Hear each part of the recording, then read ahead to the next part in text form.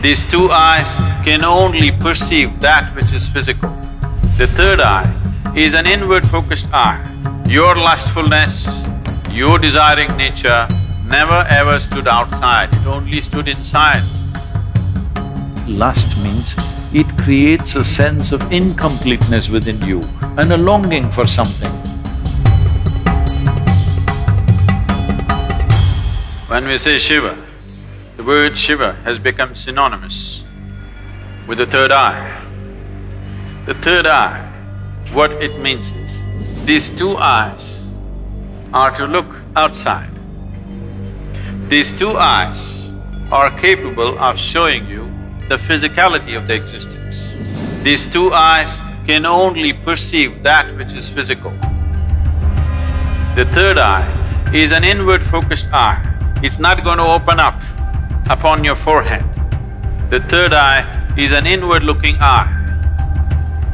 But you have heard stories, Shiva opened his eyes and he burnt Kama. In India, there is a god of love and lust called Kama. Kama means lust, which you don't like to face it head-on, so you make it love.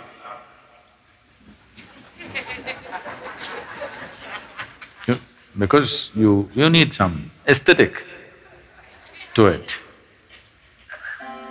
So, he hides behind a tree and shoots an arrow at Shiva's heart. Tuck, it hits him and Shiva gets a little disturbed. Then he sees it's Kama. That is, it's his own lust coming up. Then he opened up his third eye, a fiery eye, and burnt Kama. He was hiding behind the tree, but he was burnt into ashes. Then Shiva took the ashes of this burnt Kama and smeared himself. That I have put these things to rest for good. That is the general story told to the people. But you tell me, your lust arises within you or behind the tree? No, you may go behind the tree, that's another matter.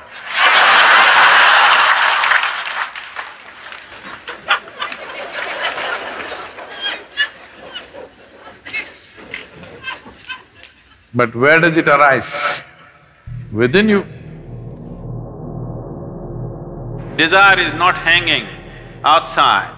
It is not because a beautiful woman or a beautiful man is sitting there, your desire comes. Because the desire, the Kama is within you. So he opened his third eye and burned the Kama within himself, not the one who is standing outside. Because he never ever stood outside. Please look at this and see. Your lustfulness, your desiring nature never ever stood outside, it only stood inside. So he opened his third eye, not this way, inward. Then he saw this lustfulness, which essentially means that some aspects are built into you which makes you feel incomplete. So you think you will find completion only by going towards something or somebody. Lust is not just about opposite sex, shopping is lust.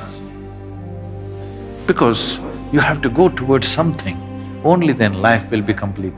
Every desire is lust, because without that I cannot exist. I want that, because only when I have that, this will be complete.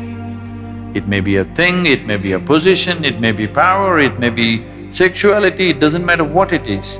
Essentially, lust means it creates a sense of incompleteness within you and a longing for something that it makes you feel if you don't have that, you are not complete. So he decides to burn the Kama within himself. He burned the Kama and then instead of sweat, ash oozed out of the pores of his body. This is the yogic story. The common story told to the public is he was hiding behind the tree and he burnt him, opened his eyes and burnt him, and then he took that ash and smeared himself. The yogic dimension of the story is, karma arose within him, he opened his third eye, burnt him, and then ash slowly oozed out of his body, clearly showing him everything is laid to rest. Everything that you know as yourself should die. When I say death, it's not the physical death which is a problem. The question is losing everything that you know as myself right now, your personality, your identity.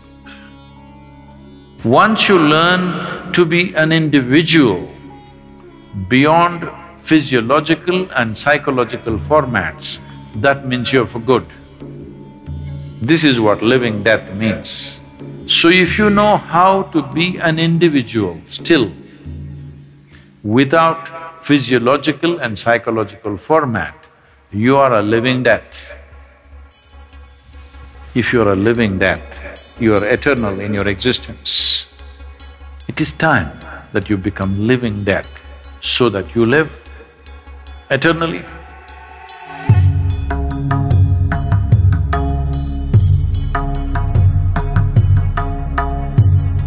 But there's a certain dimension of consciousness which can go beyond time. Yama came to claim his life. Markandeya, who knew the ways of life, just did one simple act. They say he continued to live as a 15-year-old because he came in touch with that dimension of consciousness which we refer to as Kala Bhairava.